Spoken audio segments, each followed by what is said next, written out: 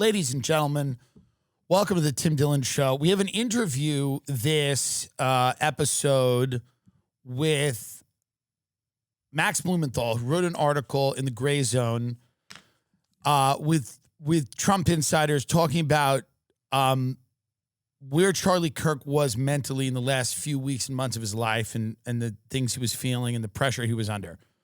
I didn't know Charlie. I'd never met him. I knew people that knew him well. Everybody liked him. Both people I know on the Democratic side liked him, and people on the Republican side obviously liked him. But, you know, that was one of the most disturbing things I had ever seen in my life. The man is a husband, a father. Even if he wasn't, he's a human being. He's sitting there. He's engaging in conversations with people. And he was brutally murdered in front of his wife and children.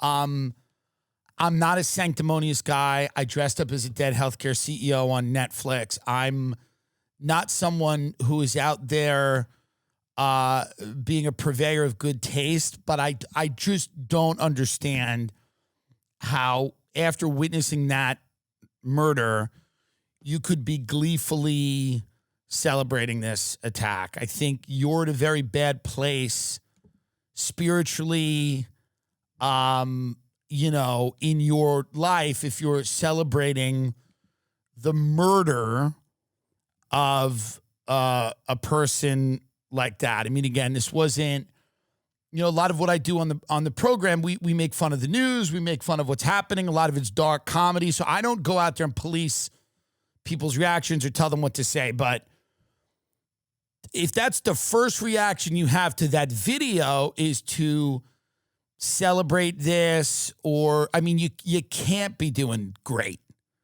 You can't be doing great. If if you're celebrating the murder of this man, I don't think you're at a good place in your life.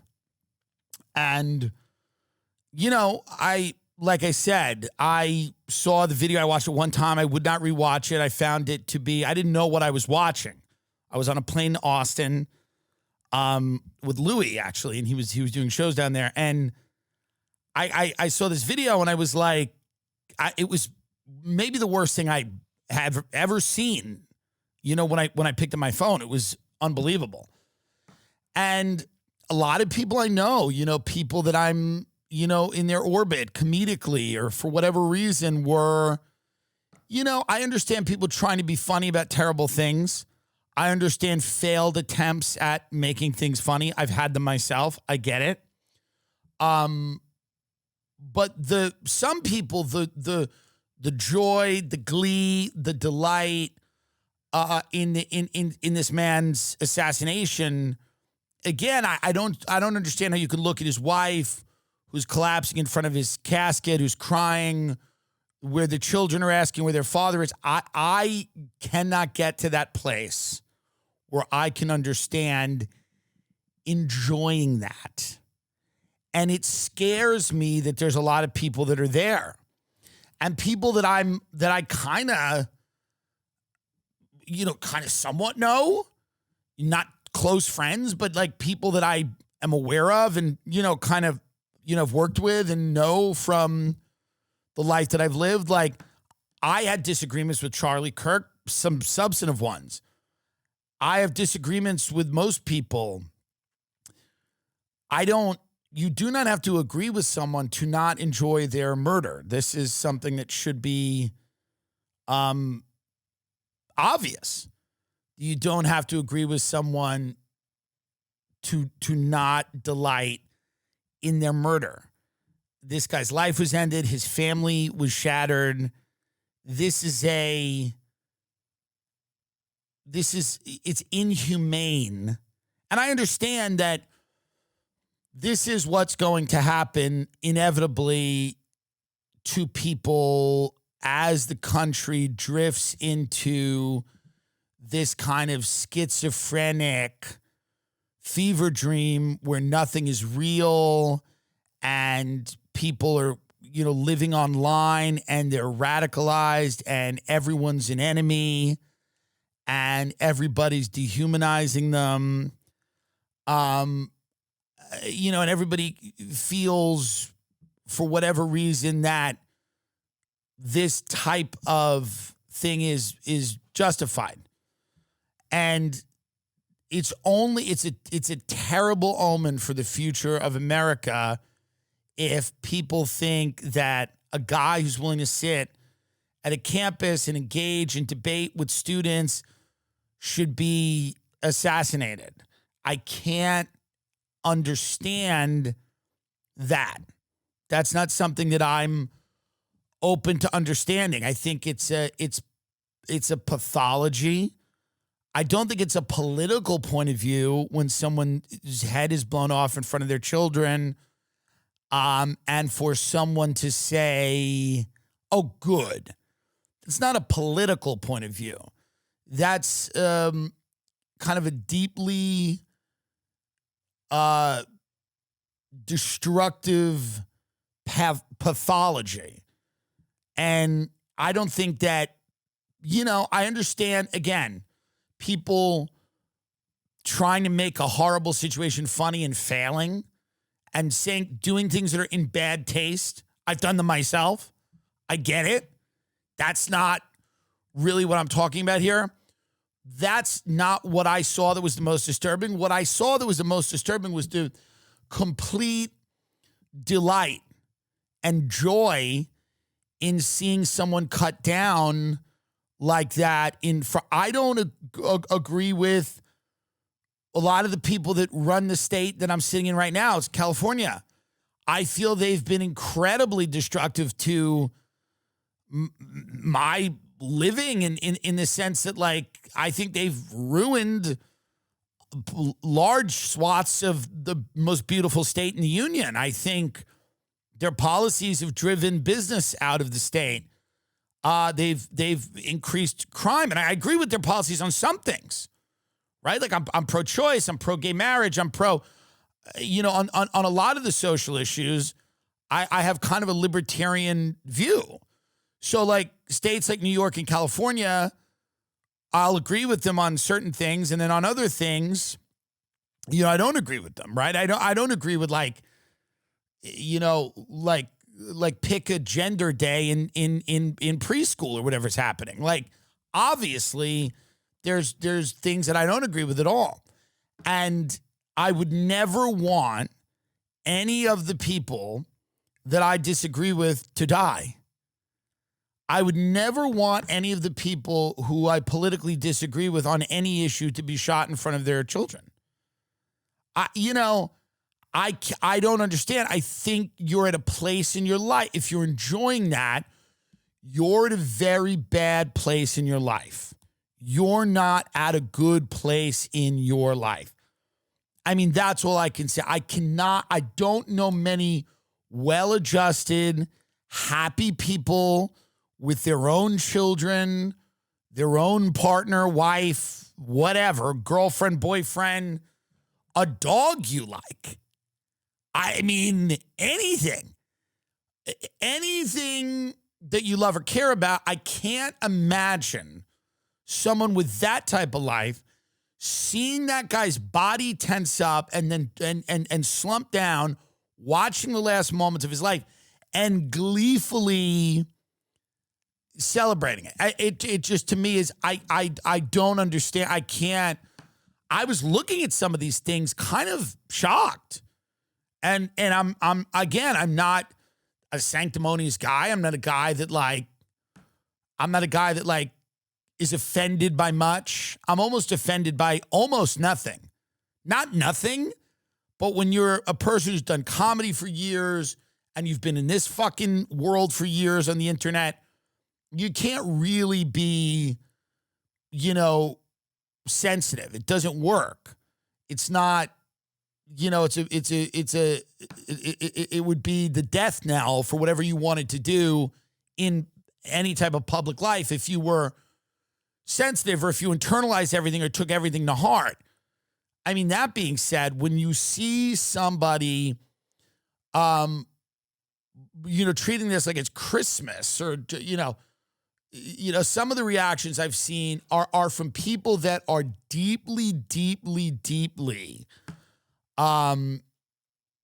I guess, depressed, or they've become, they feel hopeless or helpless, and they're reacting in a kind of in a state of rage, and they're not, and in that they're denying their humanity, and they're not thinking about things like a human being.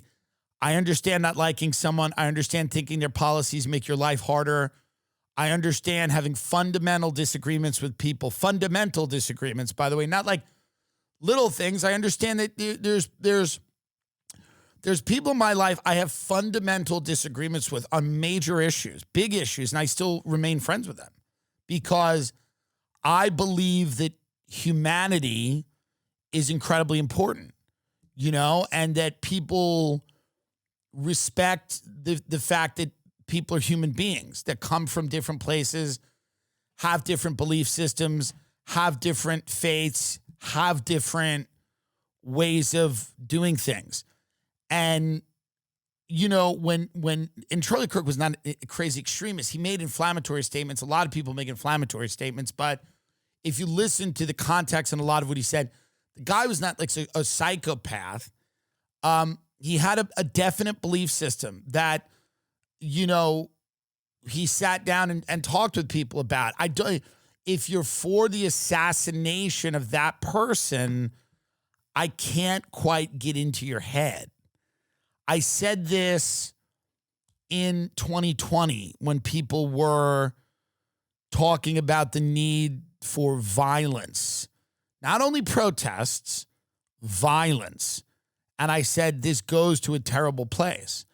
If you stop having conversations, if you stop debating people, if you stop listening to people, or if you stop, you know, America doesn't have to be any one thing. That's why there's 50 states, and people that live in San Francisco don't necessarily have to agree with people who live in Maryland or people who live in Texas or people who live in Wyoming. There are 50 state legislatures, 50 governors, you know. There's a reason, and different states need different things, value different things, whatever.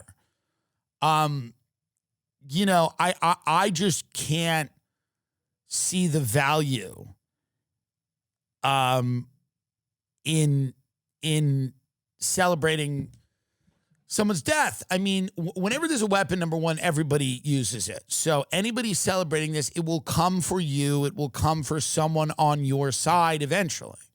I don't understand, but I don't think people are thinking about that. I think it's the raw, visceral feeling that someone that they viewed negativelly's life was cut short, and they're enjoying that. And it really is, it's fucked up. The interview we're doing is actually really disturbing. It's one of the more disturbing ones that I've done.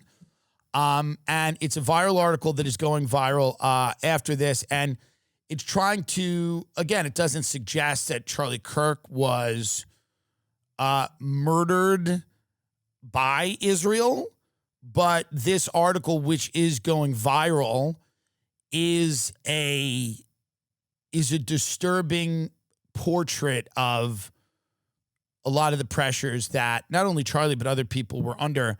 And another thing I just want to say, and before I go, because I know it's not like I mean, if I had a dispute with DoorDash and Kash Patel was investigating it, would I get the credit? Would I get the DoorDash credit if Kash Patel was tasked with an investigation? Would I get the DoorDash credit or would I not? I imagine I would not.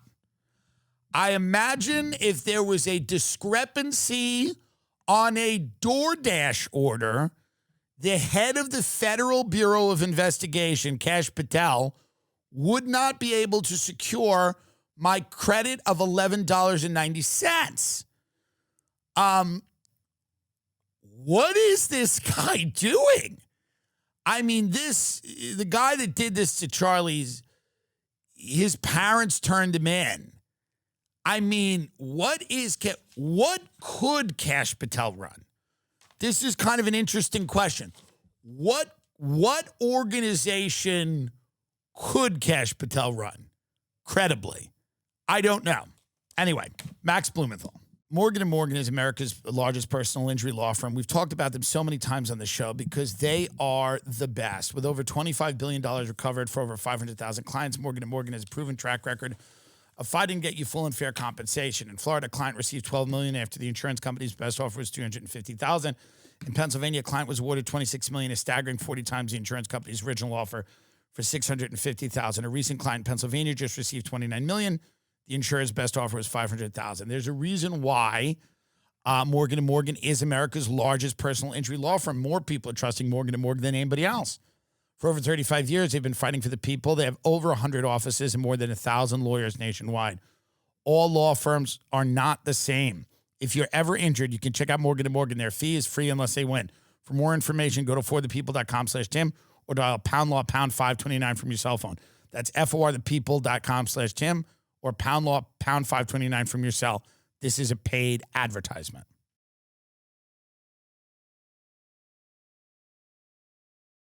Hims can't solve snoring or blanket stealing, but when it comes to sexual performance, they've got you covered. Take control of ED with personalized treatments made with proven ingredients, prescribed by licensed providers 100% online.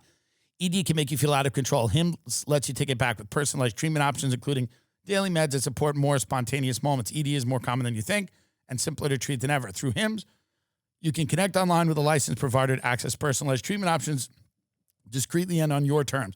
Through Hims, you can access personalized prescription treatment options for ED, like hard mints and sex RX, plus climate control if prescribed. Hims offers access to ED treatment options ranging from hard mints to trusted generics that cost 95% less than brand names if prescribed. This isn't a one-size-fits-all that forgets you in the waiting room. It's your health and goals put first with real medical providers making sure you get what you need to get results. To get simple online access to personalized, affordable care for ED, hair loss, weight loss, and more, visit hims.com/Tim. That's hims.com/Tim for your free online visit, hims.com/Tim. Actual price will depend on product and subscription plan. Featured products include compounded drug products, which the FDA does not approve or verify for safety, effectiveness, quality. Prescription required. See website for details, restrictions, and important safety information. Max Blumenthal, editor-in-chief of the Grayzone, thank you very much for coming on. You wrote an article that's going viral. You wrote it with your wife, Anya Parampil, about, obviously this horrific event that happened in Utah. And you were describing, firsthand accounts of things that Charlie had told his close friends in the weeks leading up to his death. And a lot of it concerned the pressure that was being put on him by Israeli billionaires for questioning some of the things happening in Gaza, and then as well some of the new anti-Semitism laws. And how did you put together this story? I mean, I know you don't ask a journalist to reveal their sources, but how exactly do you compile this piece? Well, just to answer your question before I get into the piece, I have been following Charlie Kirk for 10 years, since almost soon after he started TPUSA when he was a teenager. And I was following him as a critic or an opponent. I saw him as this kind of very hardworking, highly articulate,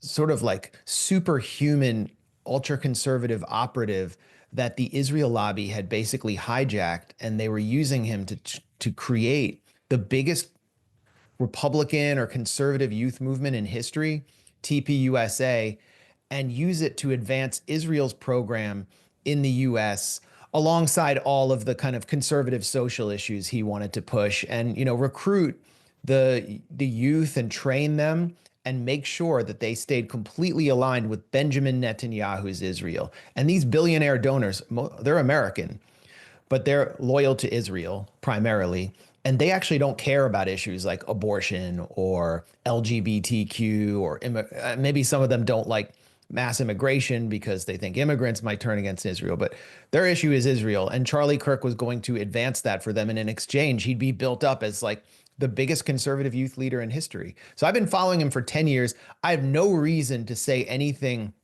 Obviously, I was horrified by his killing. And I think it's a terrible omen for this country, but I have no reason to say anything positive about him or to think that he was anything less than a complete cadre for the Israel lobby. And they basically owned him. They basically controlled him. Well, And he started to move away.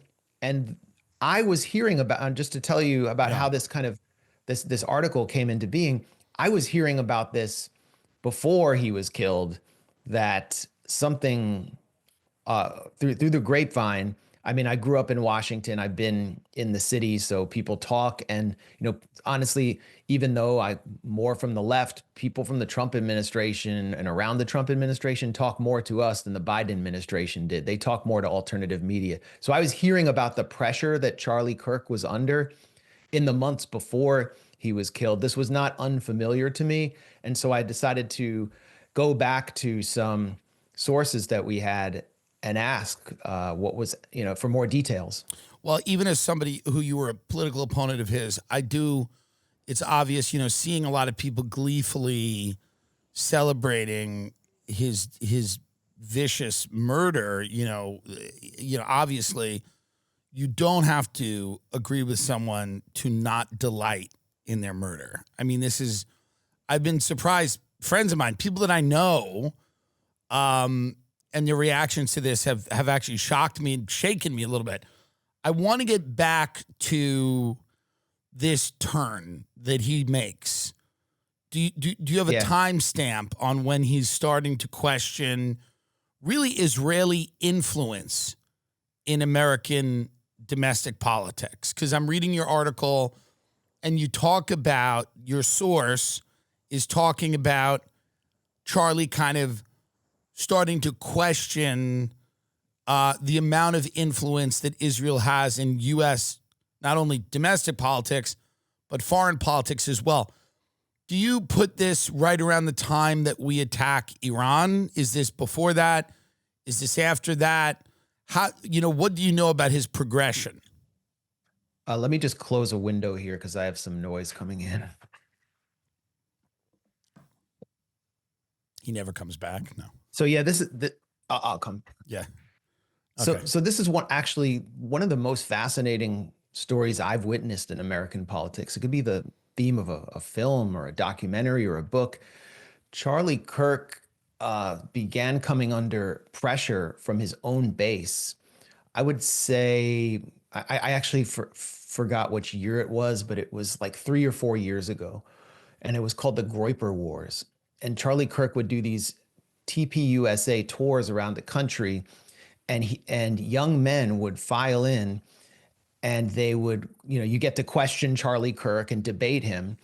And they hit him from an angle he never expected. They were from this organization called the Groypers, which sort of follows Nick Fuentes.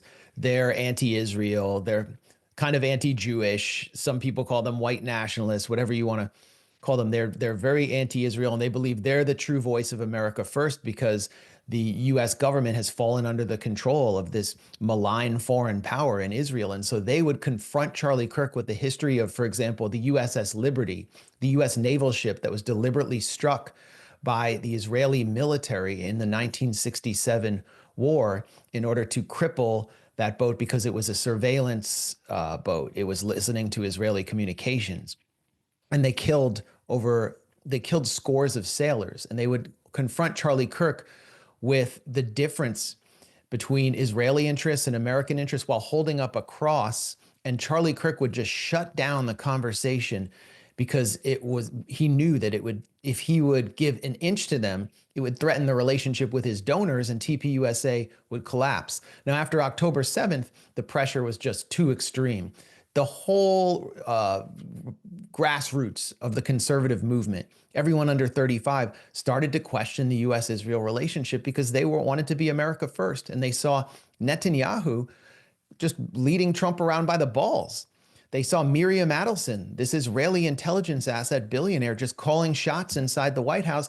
And a lot of them are pro-life and were horrified by the slaughter of babies that they saw in Gaza. So the bottom dropped out of right-wing youth support for Israel to the point where now only about 25% of Republicans under 35 support Israel over Palestine. So Charlie Kirk has to answer to his own grassroots base. And you can hear he's starting to make some noises. He's talking about October 7th possibly being an inside job. Israel let it happen in order to carry out long-term political goals. He starts to question whether Jeffrey Epstein was an Israeli Mossad agent at a time when the Epstein files were becoming an uncomfortable issue for Trump.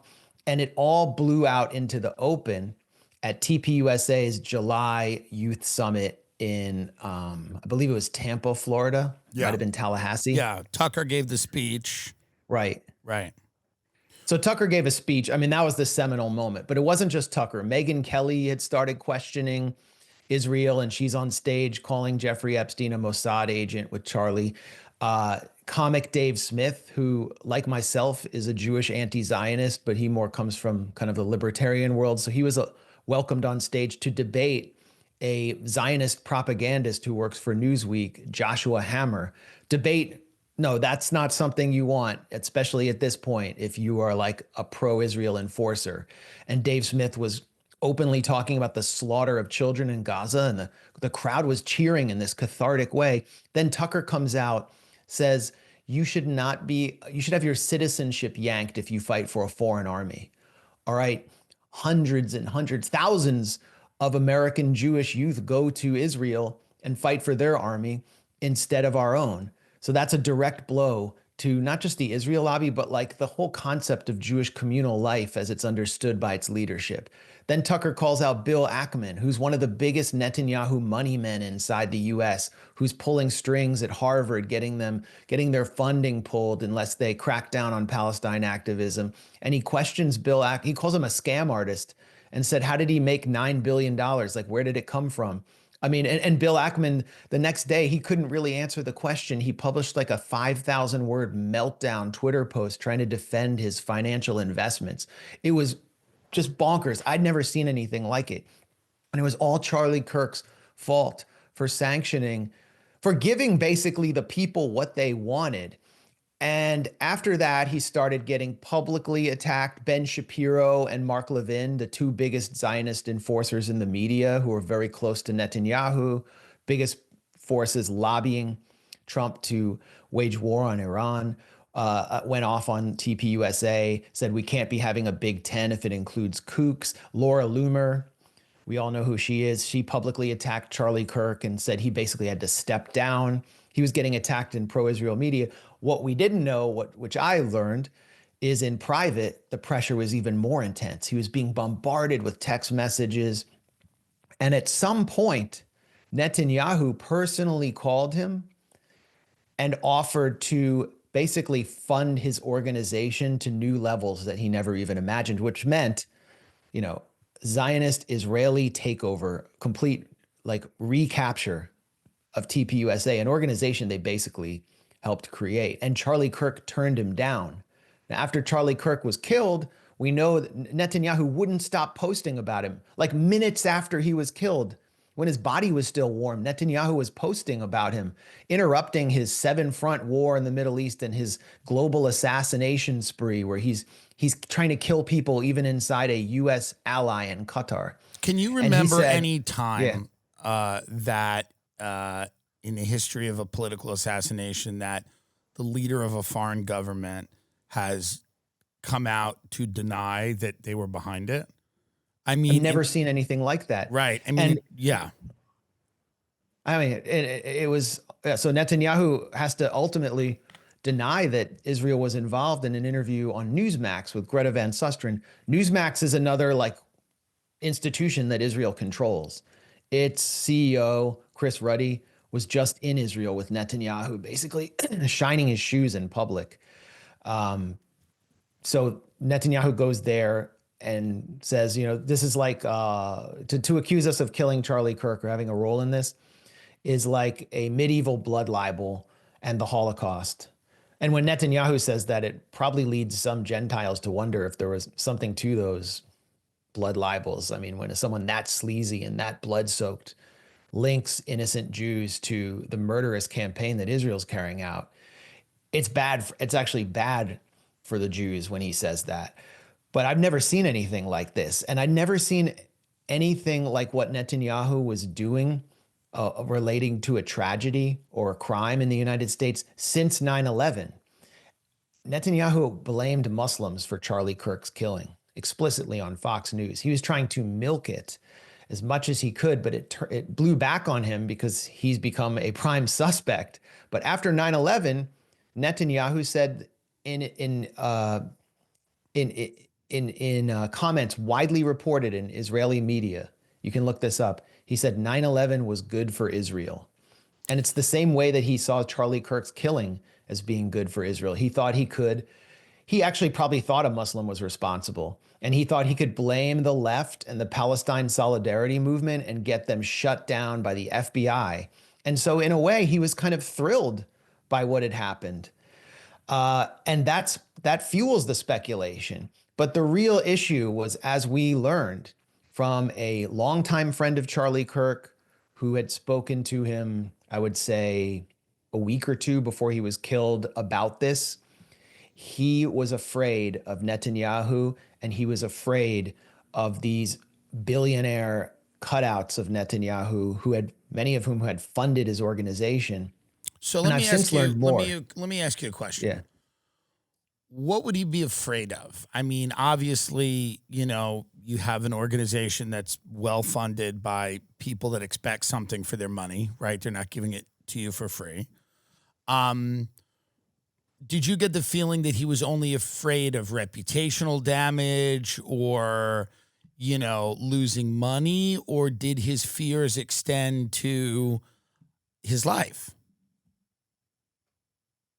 Well, that's what Harrison Smith, who is a personality at InfoWars, the pro-Trump outlet, has said, based on a source he spoke to. I don't know him. I don't know what source he spoke to, but he said this on August 13th. So almost a month before Charlie Kirk was killed, he said Charlie Kirk fears that Israel will kill him if he continues ahead, providing space in the largest conservative youth organization in American history, which is the institutional grassroots apparatus of Trump and the Republican Party, for Israel critics and even anti-Zionists.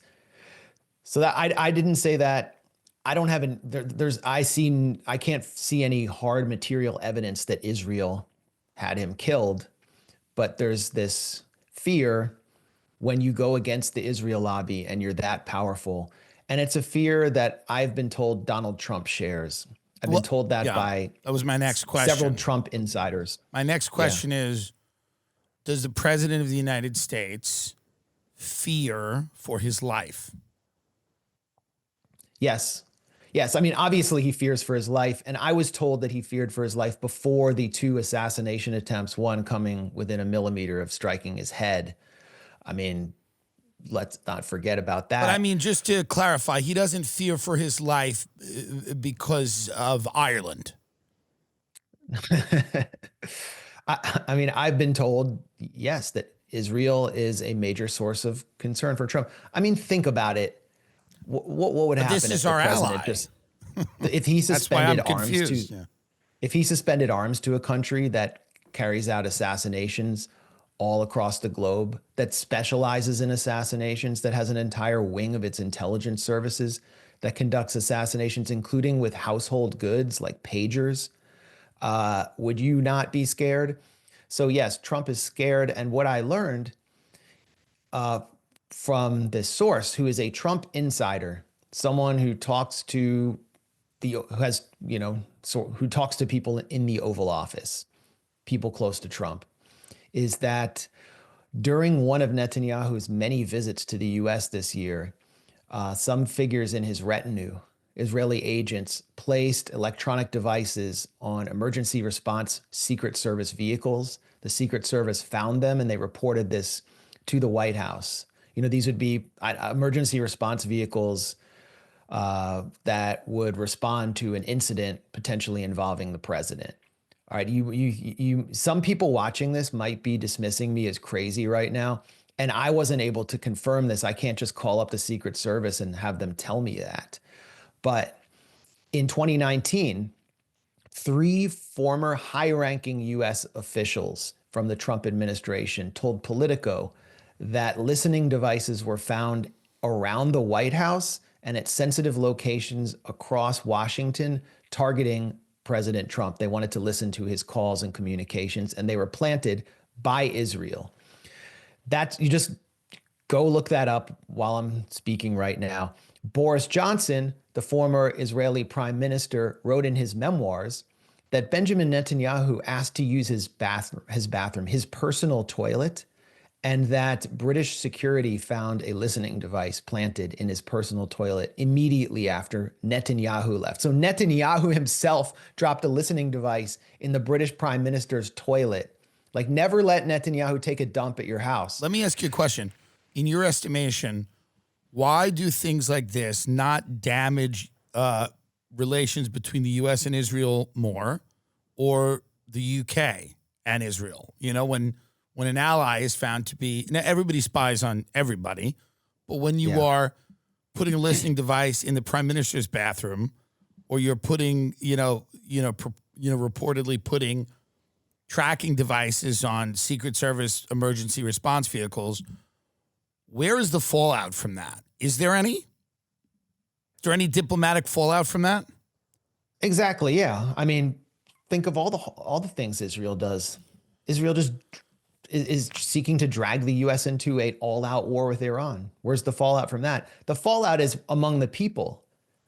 It's among the young people who watch your show, who follow social media, who don't need a weatherman to know which way the wind blows. Like, they're paying attention, and they have almost no power in this country on this issue because of Israel's ethno-supremacist bribery network known as AIPAC, which controls Congress with a hammerlock. Look at like two of the few voices in Congress who spoke out about these issues. Marjorie Cori Bush was kicked out. And Jamal Bowman. Kicked out. Were both kicked out. But AIPAC spent almost $20 million. And they were like backbenchers. Like, their own campaigns, they probably spent like $100,000, and they spent $20 million, like Super Bowl style ads against them. Yeah. And none of the ads even mentioned Israel once. And they come up with these fake stealth packs like Americans for Democracy in their district. So you don't even know it's an AIPAC ad. Smart. And now they're going after Thomas Massey. And Marjorie. No? And Marjorie Taylor Greene. Yeah, okay. Marjorie Taylor Greene's safer in her district, but who is paying for the campaign against Thomas Massey? It's Miriam Adelson and Paul Singer. Paul Singer is another ultra-Zionist billionaire who is basically like Marco Rubio's pimp. He owns Marco Rubio. He's a vulture capitalist who runs Elliott Capital Management. And he's very involved in Venezuela as well. So these guys are running the show. So let me ask you a question. Trump is elected 2024. Miriam Adelson's a huge donor, among others, right? Bill Ackman's is another big donor. Is the understanding, we gave you a bunch of money, you're going to let us do anything we want, and is there kind of a veiled threat that, spoken or unspoken, that hangs in the air around Epstein in your estimation, and the Epstein files and the nature of the relationship between Jeffrey Epstein potentially and Israeli intelligence? What exactly, how does that factor into what we're seeing now with shaping a narrative? It seems like that lobby's losing control of the narrative quickly, certainly with younger people, but with a lot of people. The rise of independent media, the sheer audacity with which that, AIPAC and people like that are behaving, Netanyahu. What role do you think uncovering the truth about Epstein plays in the fear in the White House? Are they afraid to release this stuff? Are they implicated in this stuff? Is it both? And was this something where it was understood that they were there to extend the cover up? What do you think this is? Well, Trump has personally said that he's concerned about all of the files and the names of clients being released, or not necessarily clients, but associates, because it will smear some very good people. I mean, he said that on the record, and he thinks he's one of them. He was very closely associated with Jeffrey Epstein. And this was the first time I've ever seen the Teflon Don get his mystique actually broken. It was all over Jeffrey Epstein, but it's not just about Jeffrey Epstein or one man. I think it's dangerous to go too far down the rabbit hole on Jeffrey Epstein, but we do need to acknowledge there was a strong Israeli connection there. Jeffrey Epstein was working with Ehud Barak, former Israeli prime minister, defense minister, most decorated soldier in Israeli history, on spinning out a series of security companies that were going to compete with the big leaguers like Palantir. Barak was at his townhouse over 50 times. He had met with Shimon Peres, former Israeli prime minister. He had met with Ehud Olmert, former prime minister. He'd set up meetings between J.P. Morgan and Benjamin Netanyahu. And he was a pro-Israel guy. He was close to Alan Dershowitz, too, who was like considered sort of Israel's propaganda lawyer. So Jeffrey Epstein's sort of a stand-in for everything that frustrates people, especially younger people in this country, about this two-tiered legal and political system where there is a kind of a class of 0.1 percenters who exist completely above the law, who are like molesting people and carrying out all sorts of sordid financial crimes and bribery and manipulating institutions, buying CBS News and propagandizing the public in support of a genocide. It's sort of like Jeffrey Epstein perfectly embodies the most disgusting specter or figure of this entire network that we have been sort of forbidden from talking about for so many years. And now, I mean, it's like, as long as there is an apartheid Israel, we're going to be waking up every day on social media and seeing images of shredded children, and our legislatures are going to be filled with bills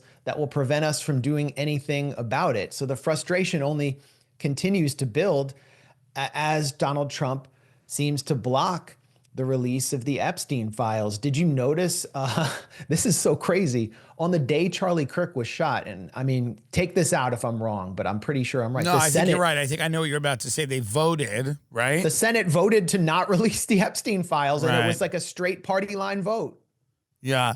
This is not good for American. No one paid attention. This is not good for American Jews. A lot of my Jewish friends are not, they want Netanyahu out. They think that they've made a wrong turn, obviously, in the years after October 7th.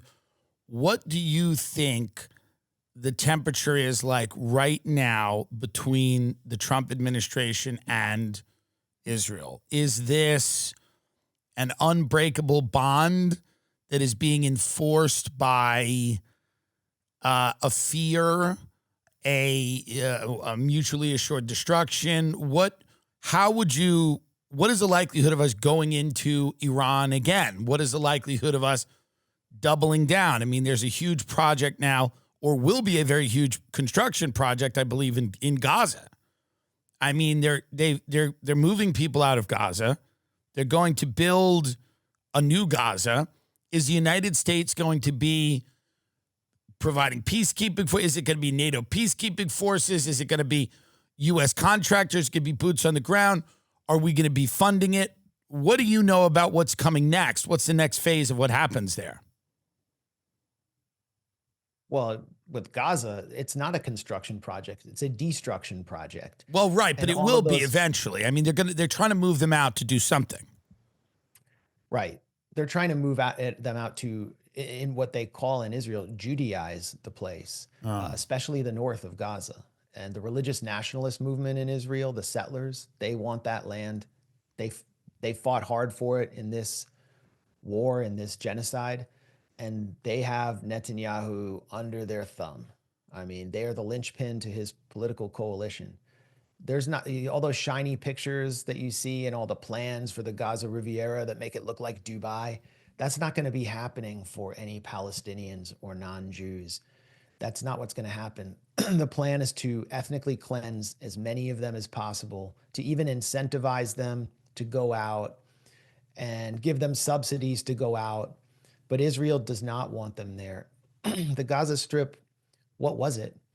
85% refugees who were kicked off their land in 1948 when Israel was founded. 750,000 people were ethnically cleansed in 1948. And so many of them went to Gaza and then they were just warehoused there. I've been to Gaza twice. When you go into Gaza, the first thing you see in the buffer zone when you cross in from an Israeli military base is a remote controlled machine gun on a gigantic wall that stretches as far as you can see, pointing into Gaza. That's the world they were living in before October 7th, 2023. They were closed off from the outside world. And then they had this gigantic violent rebellion led by Hamas, and Israel's decided they must all go and they have to go through Egypt. So that's just as bluntly as I can put it. And it will be the crime of the century to watch 2 million people just be scattered like the wind into the world. And where will they go? Will they go to Europe? Will they go to the United States? People who have lived through one of the most horrific genocidal wars we've ever seen. What kind of mentality will they be bringing with them? Will it be good for those societies? Well, it's Israel that is pushing that on the rest of the world. So, if you're worried about, if you're worried about the border now, right? Yeah. I mean, consider what Israel's got coming for you. And right. Although I think we should welcome people who have nowhere else to go. They should be in their homes. Well, I think we should stop destroying their countries, and then they'd have a place to go. And that would be my on Iran. Really that would be your question on Iran. Your question, Iran. What do you think the likelihood is that we get into another war with Iran? And is that 99%. Why? Is that why?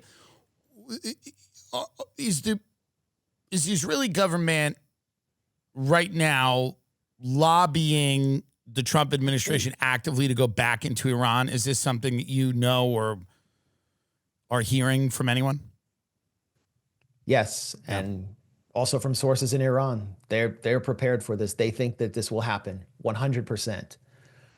I would say 99% just because I always like to hedge, but my friends in Iran, who are just sort of regular people, tell me their whole society believes this is going to come in any weeks from now. Why do you think this all needs to happen now? Ethnically cleansing of Gaza now, the war with Iran now. Do you think Israel's looking at America and going, we're in trillions of dollars of debt where, maybe we'll default on the debt. Maybe the dollar is going to fall. Maybe our standing in the world is going to collapse. And they need to get everything out of us right now. Like doesn't it feel to you like there's an immediacy to what is happening? And I could be wrong about this, but it does feel to me that they're like, we need all of it now. It needs to happen now. We need to, not only the cleansing of Gaza, but we need the Iranian regime moved now. We need to bomb Syria and all of these places right now. It does seem like, are they looking at the tide of populism around the world going, we're not going to be able to get this kind of money in 10 years? Are they looking at America's financial standing and going, it's an inevitability that we're not going to have the money to give them? What exactly is it about this moment where everything needs to happen now? By the way, even though they're losing standing with every demographic in America, they're losing respect or they're losing control of the narrative, but they're still pushing ahead in a very aggressive way. What is it about this moment that it all needs to happen now? That's a great question. And as you said, Israel can see the writing on the wall in the West, where a new generation is rising and turning against it simply because they are sick of the slaughter, the manipulation, and the censorship. But there's a new world rising in China. There's a new world rising in Iran, which is at the center of Eurasia. And a new world is that is rising is not a world that America dominates. And then in Washington, this relates to this is just brings it all back home to Charlie Kirk. They have Donald Trump completely under their control in a way that they have never controlled a US president. And every president has basically given Israel what it wanted. But with Trump, there are simply no red lines. And after having demonstrated in Gaza that they could get away with anything they wanted, Netanyahu, who is nearing the end of his own life, who is the most historically significant Israeli prime minister since the founding prime minister, David Ben-Gurion, and has served longer than Ben-Gurion, who is actually someone from the United States, who speaks English as his native language, who grew up in Philadelphia, went to MIT, worked at Boston Consulting.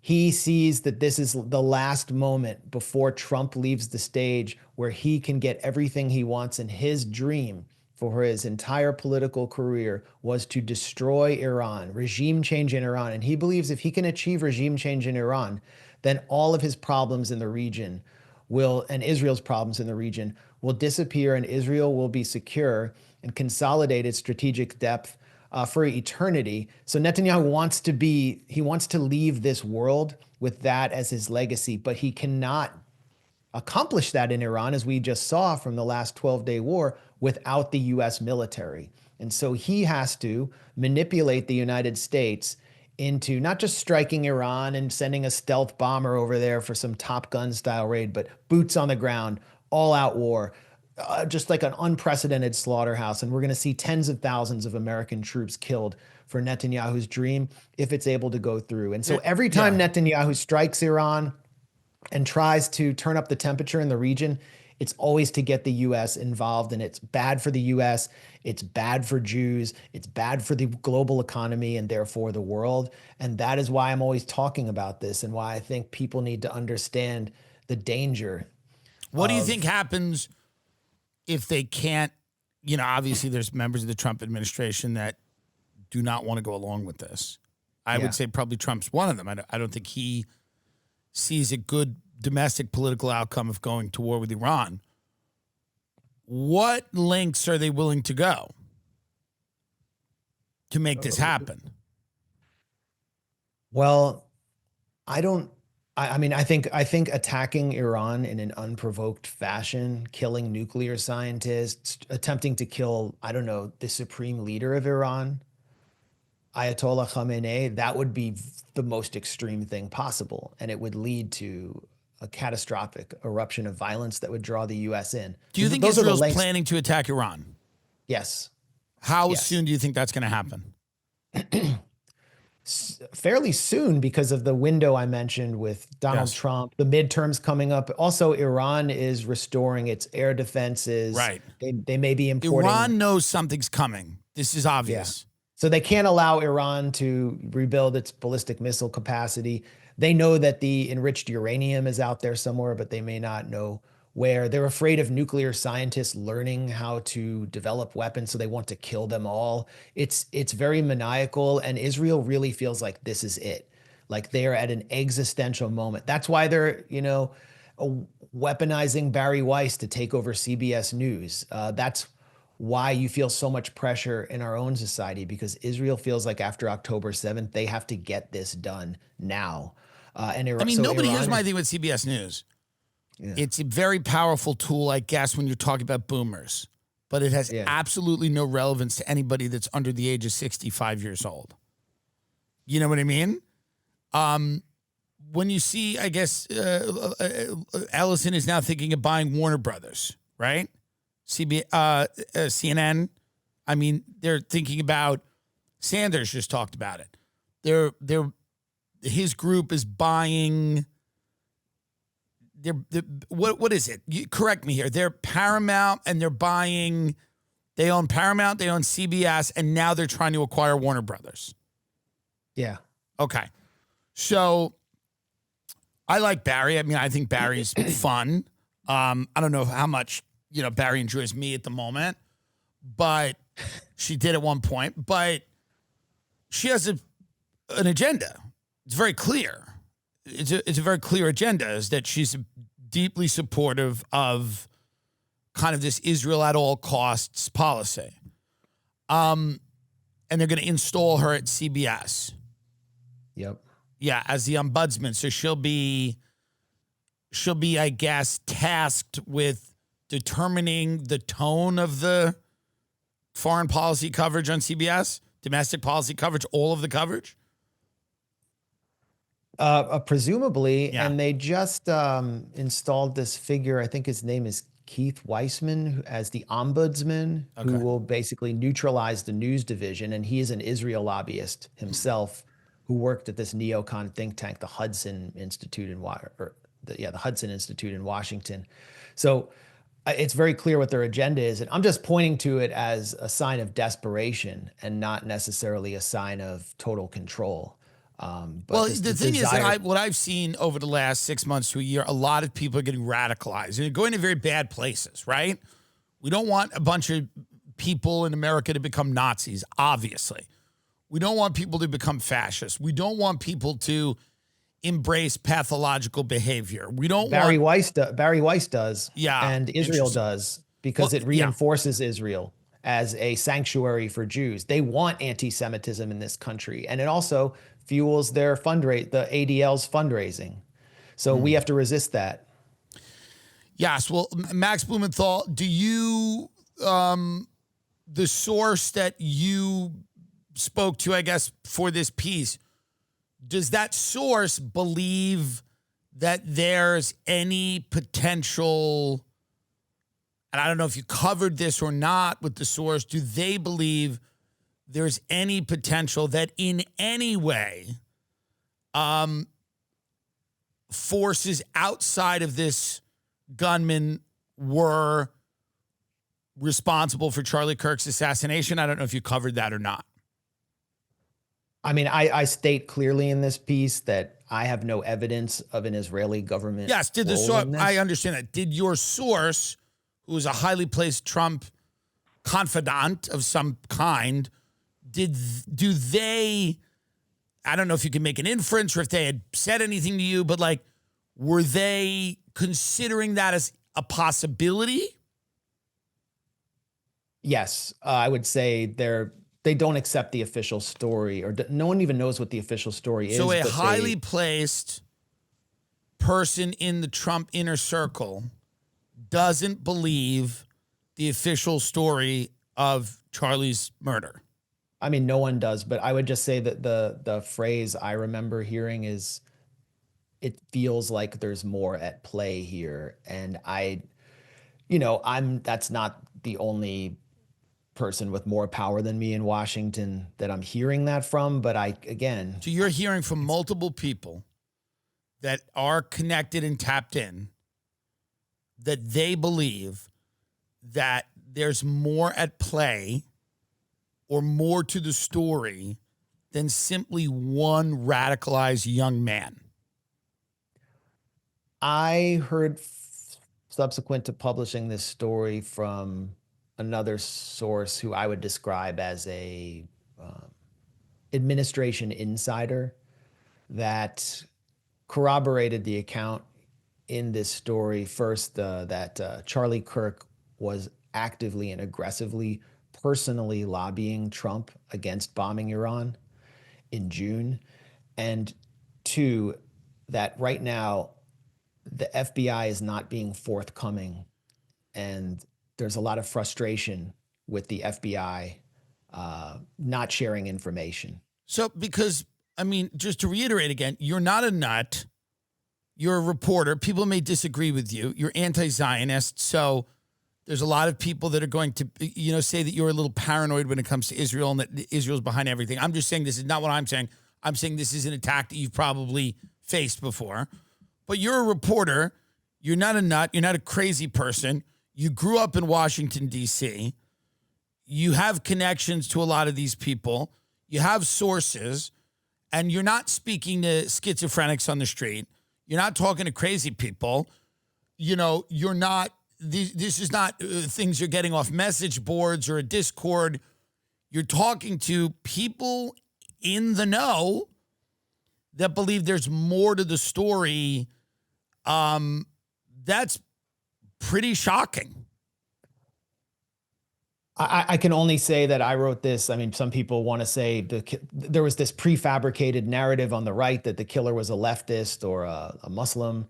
They clearly wanted that. Now, people on the left are saying he was a groyper. I don't know what will be the case, but the reason I wrote this story was because I was able to get this background about Charlie Kirk and what was happening in his life and what was coloring his final days and the kind of pressure he was under, which tells a larger story about Israeli influence in the United States. And that's just an issue I've been covering for years. So that's why I reported this story. Yeah. I didn't report this story to prove that Israel has a direct role in his assassination. Of course not. But there is a real reason why many people who are not able to talk to people with any proximity to power believe that is the case. And it's because the way Israel's conducting itself around the globe. Final question to you. In a hypothetical world, I know you're a reporter, so it's hard to entertain this. Knowing what you know about the what we talked about now is the moment and now is the time and everybody needs the money and everybody needs this Iran regime change and everyone obviously that has that perspective and that interest, Netanyahu and Adelson, all these people. In a hypothetical world, would the head of a campus organization that is hugely influential in grassroots political organizing and fundraising, do you think, and again, this is not to say there is evidence of this, because obviously you have none of it. In a hypothetical world, how dangerous is a Charlie Kirk to the people you're talking about? How dangerous is him making a turn on Israel? How substantive and dangerous is that? And in a hypothetical world, is it dangerous enough where you would have to eliminate him in some way? Well, I think if he had gone further than he was going and continued to give voice to the grassroots of his own organization, they would have eliminated him, but not physically. I mean, they would have sought to have eliminated him politically or just to remove him. And they were already calling for that. Ben Shapiro, who's now running around saying he was Charlie Kirk's best friend, said I think it was just days before Charlie Kirk was killed, he said that you can't be at the front of the church giving space to kooks. And then just a few days later, when Charlie Kirk was at the front of the church, he was struck in the neck by a sniper's bullet. And then Ben Shapiro, within 24 hours, said, well, he's going to go on his own campus tour and pick up the bloody microphone that Charlie Kirk left for us. So they did not want someone like giving space to anti-Israel critics or just the real mood in this country. They needed to hold the line. So I don't know. I think there are easier ways to get rid of someone and cleaner ways than assassination. I've been the target of that for many years, but for sure. And he was a gigantic threat to Israeli control over the Republican Party, maybe the biggest threat since Trump has proven so easy to move and manipulate and so afraid. I mean, we can't overestimate Charlie Kirk's importance to the Trump machine and to the Republican Party. He was sort of a unique figure, and I don't think he can be replaced. It will also be interesting to see who steps into his wake. And I might have more to report on this, by the way. So, well, I appreciate it, Max. Max Blumenthal. The website is called the Grayzone. You guys do some really interesting stuff. Anything coming up you'd want people to check out? Well, yeah, just watch this space. We might have more to report on this. And I really appreciate you giving me the mic and giving me the space to talk about it. And, I love the work that you do. Yes. Well, I appreciate it. Thank you very much. Thank your wife for also she contributed to the story as well.